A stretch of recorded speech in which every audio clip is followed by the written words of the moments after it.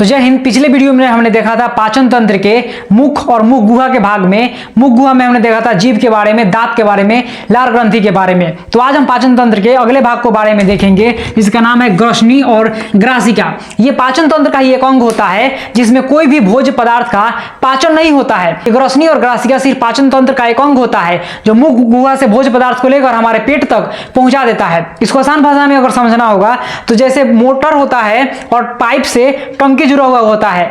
Motor का काम होता है पानी को निकालकर पाइप के माध्यम से टंकी में भेज देना। ठीक उसी तरीके से ये ग्रसनी और ग्रासिका जो होता है ये हमारे मुंह से भोज्य पदार्थ को लेकर हमारे पेट तक पहुंचा देता है। सिर्फ इसका इतना ही काम होता है। अब इसके पहले का भाग को देखते हैं ग्रसनी के बारे में। तो ग्रसनी क्या होता है? ग्रसनी में दो पाइप जैसी होती है संरचना, और एक में से क्या जाता है? भोजन जाता है, और दूसरे से क्या है? वायु, जहां से हम श्वसन की क्रिया करते हैं, ऑक्सीजन को ग्रहण करते हैं, CO2 को छोड़ते हैं। तो ये श्वसन की क्रिया होती है और इसे भोजन की क्रिया होती है। और इसी में दो छिद्र पाया जाता है, ठीक है, जिसे दो द्वार कहते हैं। और इन दोनों का काम क्या होता है? ये डिसाइड करता है कि किस दरवाजे से, किस द्वार से, किस छिद्र से ये वायु जाएगा और किस छिद्र से भोजन जाएगा। ठीक है, इसका सिर्फ इतना ही काम होता है। इस छिद्र को हम क्या बोलते हैं? जिससे वायु जाता है उसको बोलते हैं ग्लट बोलते हैं, और जिससे भोज्य पदार्थ पास करता है, जिस दरवाजे से भोज्य पदार्थ जाता है उसको ग्लोट्स कहते हैं। और यहीं पे एक कंट्रोलर होता है जिसका नाम होता है एपिग्लोट्स होता है। एपिग्लोट्स का काम क्या होता है? ये कंट्रोल करता है कि किससे भोजन जाएगा और किससे वायु जाएगा। जैसे आप कभी देखिए खाना वाना खाते हैं तो आप छींकते हैं ना, तो आपके नाक से भाप निकल जाता है, जबकि नाक से तो हम सांस ग्रहण करते हैं, सांस छोड़ते हैं, लेकिन नाक से भाप निकल जाता है। तो यहीं पे एपिग्लोट्स कभी कभी फेल हो जाता है, ये अपना काम ठीक से नहीं कर पाता है। ठीक है, और इस एपिग्लोट्स को क्या कहते हैं? ट्रैफिक पुलिस कहते हैं। क्या कहते हैं? ट्रैफिक पुलिस भी कहते हैं। जैसे देखिएगा वो ट्रैफिक पुलिस चारमुहानी पर खड़ा होता है, और जब इधर से गाड़ी आ रही होती है तो इधर की गाड़ी को रोककर इधर के पास कर देता है, फिर इधर की गाड़ी को रोककर फिर इधर को पास करता है। यही काम होता है। लेकिन कभी कभी ट्रैफिक पुलिस भी कंफ्यूजिया जाता है तो कभी एक्सीडेंट करवा देता है। तो उसी तरीके से एपिग्लोट्स जो है कभी कभी कंफ्यूजिया जाता है, जब ये छींकता है तो ये कंफ्यूजिया जाता है और नाक पर भाप निकाल देता है। ठीक है, उसके बाद ये क्या होता है कि यहां से जब भोजन और श्वसन आगे जाती है उसके बाद ये हो जाता है ग्रासिका हो जाता है, और ग्रासिका के माध्यम से ये आमाशय तक पहुंचती है। अब देखते हैं ग्रासिका को। तो ग्रासिका क्या होती है? एक इसमें एक लंबे पाइप से आमाशय जुड़ा हुआ होता है। ठीक है, और ये दो जहां जुड़ते हैं उसको कार्डियक कहते हैं। आमाशय का ही भाग होता है कार्डियक, जहां ग्रासिका आकर जुड़ता है। ठीक है, और ये पाइप की तरह संरचना होती है जिसकी लंबाई कितनी होती है? 25 सेंटीमीटर होता है। ठीक है, और इसमें एक गति भी होता है। इस जो ग्रासिका है इसमें एक गति होता है जिसको कहते हैं पेरिस्टाइलिस गति। ये गति क्यों होता है? जैसे देखिएगा आप भोज्य पदार्थ इस ग्रासिका से पूरे अंदर तक नहीं जा पाता है। ठीक है, तो इस गति के माध्यम से अंदर चला जाता है। जैसे देखिएगा आप कभी पाइप एक लेकर उसमें मिट्टी भरते हैं तो कुछ मिट्टी नीचे गिर जाता है, कुछ मिट्टी उसमें नहीं गिर पाता है। तो जब उसको पाइप को हिलाते हैं तो मिट्टी नीचे गिर जाता है। तो ठीक है, उसी तरीके से इसमें भी गति होता है, ये पेरिस्टाइलिस गति, जिसकी वजह से भोज्य पदार्थ नीचे की तरफ खसकने लगता है। और इसमें एक पदार्थ भी पाया जाता है जिसका नाम होता है म्यूसिन पदार्थ। इस पदार्थ का काम होता है कि भोज्य पदार्थ में मिलकर इस भोज्य पदार्थ को चिकना और लसलसा बना देता है, जिसकी वजह से भोजन नीचे की तरफ खसकने लगता है। जैसे गांव देहात में आप देखिएगा महिलाएं जब चूड़ी पहनती है तो चूड़ी अच्छे से नहीं चढ़ पाता है हाथ में, तो साबुन लगा लेती है, जिसकी वजह से चूड़ी तुरंत चढ़ जाता है। तो वही काम करता है म्यूसिन पदार्थ भोज्य पदार्थ के लिए ग्रासिका में। उसके बाद ये भोज्य पदार्थ नीचे खसक कर हमारे आमाशय में चला जाता है। ग्रासिका के बाद आता है आमाशय। आमाशय की जो आकृति होती है वो जे आकृति की होती है। जैसे हम लोग ABCD में पढ़ते हैं ना, तो वो जे आकृति की होती है। आमाशय की रहती, देख रहे हैं, उसी शेप की आकृति होगी। और इस आमाशय के 4 भाग होते हैं। पहला भाग जो ग्रासिका से आकर आमाशय में मिलता है, इस भाग को कहते हैं कार्डिया कहते हैं। और दूसरा भाग होता है फंडस होता है। ठीक है, और तीसरा जो भाग होता है, जो सबसे बड़ा भाग होता है आमाशय का,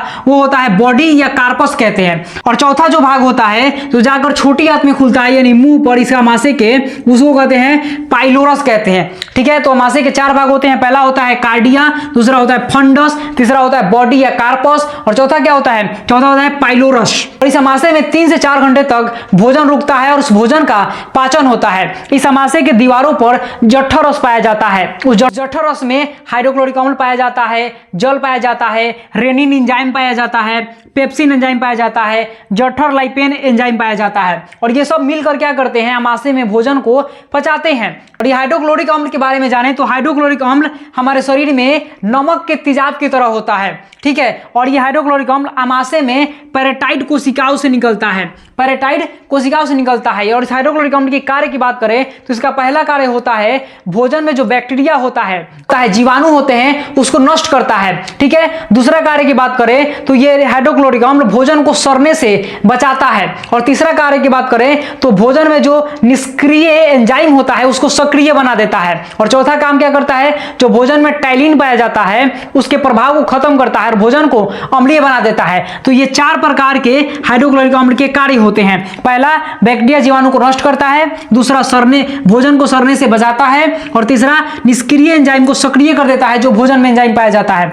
और चौथा, भोजन में टाइलिन के प्रभाव को कम करता है और भोजन को प्राकृतिक अम्लीय बना देता है। और दूसरे एंजाइम को देखें तो दूसरा एंजाइम है रेनिन एंजाइम। रेनिन एंजाइम मुख्यतः केवल बच्चों में पाया जाता है। केवल बच्चों में रेनिन एंजाइम निकलता है क्योंकि इसका मुख्य कार्य है केसिन प्रोटीन को पाचन करना। और केसिन प्रोटीन सबसे ज्यादा दूध में पाया जाता है और छोटे बच्चे सबसे ज्यादा दूध ही पीते हैं, दूध पे ही पलते हैं, तो ये केसिन प्रोटीन को ही पचाने में काम करता है रेनिन एंजाइम। और तीसरा एंजाइम आता है आपका पेप्सिन एंजाइम। पेप्सिन एंजाइम क्या करता है कि ये सिर्फ प्रोटीन को पचाता है, प्रोटीन को सबसे ज्यादा पचाने का काम करता है ये पेप्सिन एंजाइम, और प्रोटीन को पचाकर सर्वाधिक प्रोटीन का पाचन करता है। और चौथा आ जाता है आपका जठर लाइपेन एंजाइम। जठर लाइपेन एंजाइम क्या करता है, जठर लाइपेन एंजाइम वसा को पचाता है। वसा जो तेलीय पदार्थ हम लोग खाते हैं, जैसे तेल खाते हैं, घी खाते हैं, जो भी तेलीय पदार्थ है उसमें वसा सबसे ज्यादा पाया जाता है। तो इस वसा को पचाने का काम करता है जठर लाइपेन एंजाइम, और ये वसा को पचाकर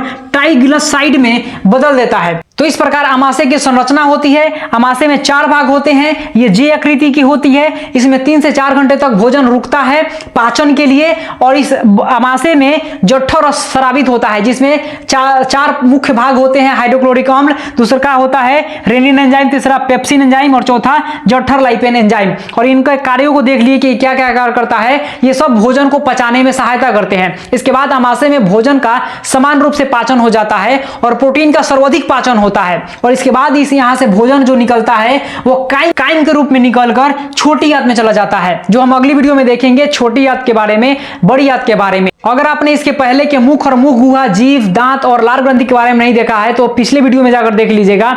और अगली वीडियो में हम बात करेंगे छोटी आंत के बारे में, बड़ी आंत के बारे में और एनस के बारे में। इस प्रकार आपका पूरा तरीके से डाइजेस्टिव सिस्टम जो है, पाचन तंत्र, उसको हम लोग कवर कर लेंगे।